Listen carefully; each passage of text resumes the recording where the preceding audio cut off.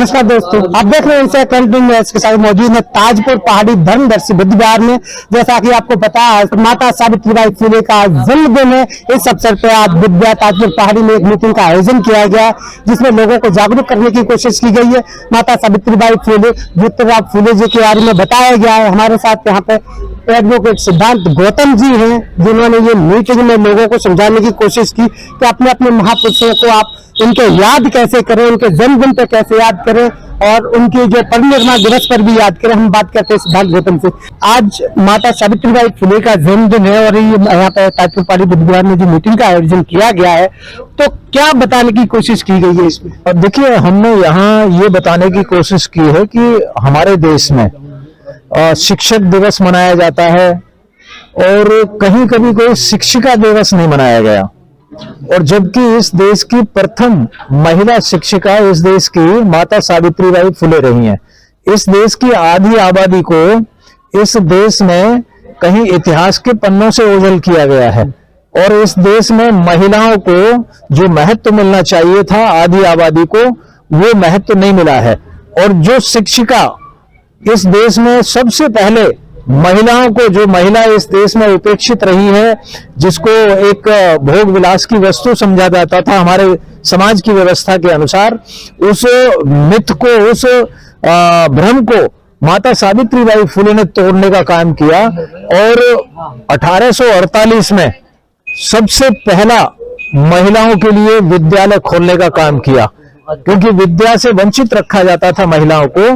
तो उन्होंने एक व्यवस्था को बदलने का काम 1848 में महिलाओं के लिए विद्यालय खोलने का काम किया। और साथ में जो यहाँ के दबे कुचले समाज थे, चाहे दलित शूद्र जिनको कहते हैं, उनके लिए भी उन्होंने विद्यालय खोलने का काम किया। तो ये सारी बातें भारत के इतिहास में कहीं ना कहीं दबाई गई हैं, और उनको पूरा देश उनके इस योगदान को, अनुकरणीय योगदान को, अद्वितीय योगदान को, इस देश की व्यवस्था या देश के संचालन करने वाले लोग उनके इस योगदान को नकारते हैं या उसको कहीं ना कहीं कोई महत्व नहीं देते हैं।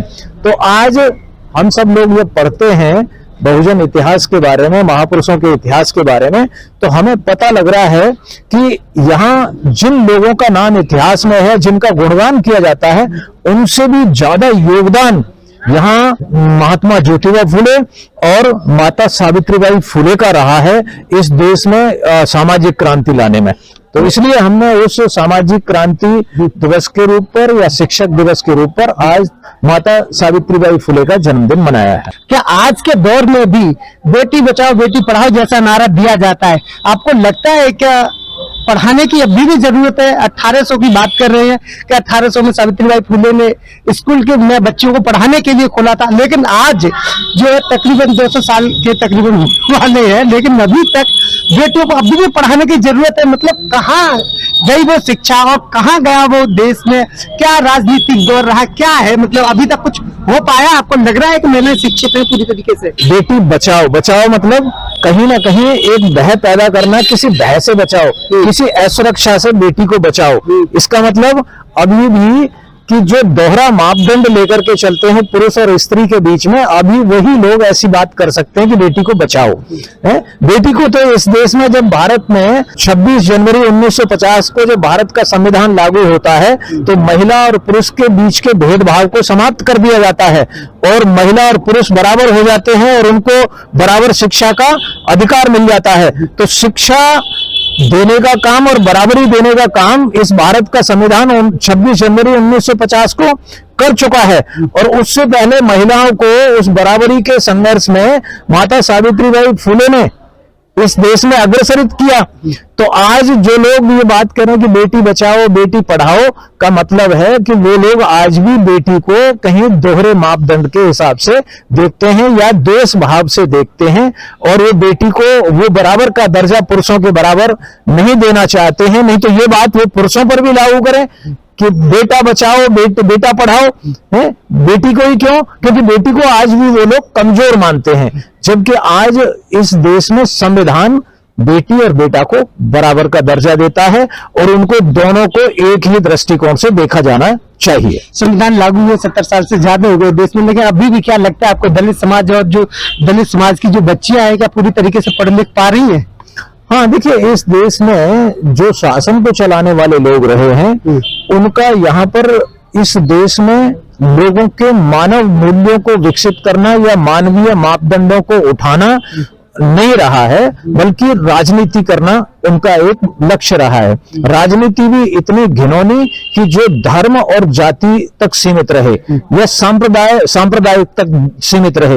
यहाँ लोग पाकिस्तान का डर दिखा करके, हिंदू मुसलमान की बात कर करके, मंदिर मस्जिद की बात करके तो राजनीति करना चाहते हैं, लेकिन कोई इस बात की राजनीति नहीं करना चाहता कि हमें सबको 100% इसमें देश में शिक्षा लानी है, सबको बढ़िया स्वास्थ्य देना है, सबको बढ़िया रोजगार देना है, सबके जीवन को स्तर को सुधारना है, सबको स्कूल, अस्पताल, खड़ंजा, पार्क देने हैं। ये सारे नारे दे करके कोई राजनीति नहीं कर रहा है, जबकि यहाँ पर लोगों को भय पैदा करके राजनीति की जा रही है। 131 सांसद अभी भी संसद भवन में बैठते हैं और इसके बावजूद भी हमारे समाज का अभी उद्धार नहीं हो पाया, इसमें आप किसको दोषी मानते हैं?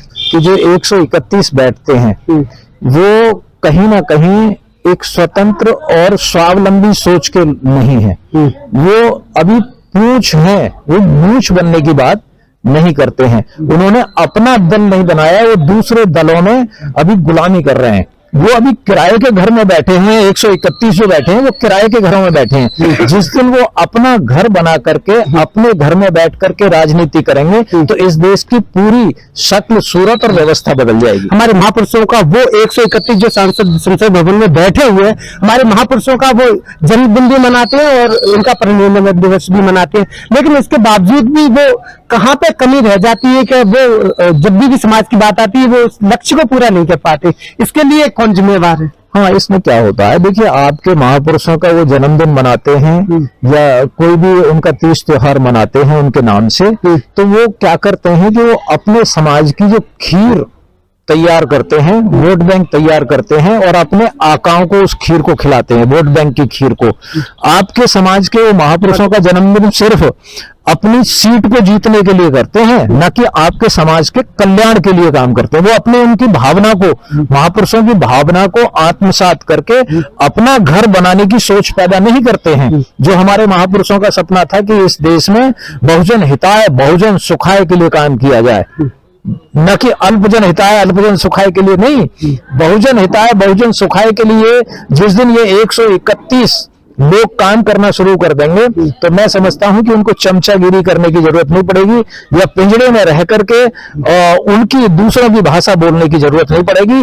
फिर वो बहादुर बन करके, शेर बन करके अपने समाज की बात करेंगे और अपने लिए नीति निर्माण करने का काम करेंगे और इस देश में तब सही मायने में समता मूलक समाज का निर्माण होगा। जो दर्शक देख रहे हैं उनको क्या कहेंगे? मैं संदेश देना चाहूंगा, शौर्य दिवस, वो शौर्य, वो बहादुरी, वो निर्भीकता, वो जुझारूपन और वो योग्यता अपने अंदर पैदा करो कि आप किसी के मोहताज ना रहें। वो अपने आप को खुद ही को कर बुलंद इतना कि खुदा बंदे से खुद पूछे, बता तेरी रजा क्या है। वो बात अपने अंदर पैदा करो। शौर्य दिवस ये आपको संकेत दे रहा है। आपके घर में अज्ञान का अंधकार न रह जाए, आपके घर में शास्त्रों की, शस्त्रों की वो भरमार रहे, या आपके घर में वो ज्ञान का दीप, किताबों की रोशनी इतनी जगमगाए कि कोई भी बच्चा अशिक्षित ना रह जाए। और जब अशिक्षित नहीं रहेगा तो आप स्वावलंबी बनेंगे, स्वयं रोजगार पैदा कर लेंगे। और जो स्वावलंबी और शिक्षित समाज होता है वो हमेशा एक स्वाभिमानी जिंदगी जीता है।